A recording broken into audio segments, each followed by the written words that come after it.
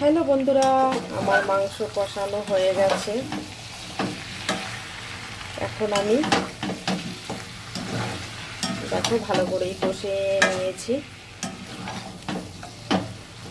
Extra মশলা আমি দিইনি, শুধু শুকনো লঙ্কা আর দারচিনি, এলাচ, দুটো লবঙ্গ, দুটো গোলমরিচ এই দিয়েছি, জিরে ফোড়ন, আর অন্য কোনো মশলা দিইনি। একটু শুকনো লঙ্কা, গুঁড়ো লঙ্কা দিয়েছি, কাঁচা লঙ্কা।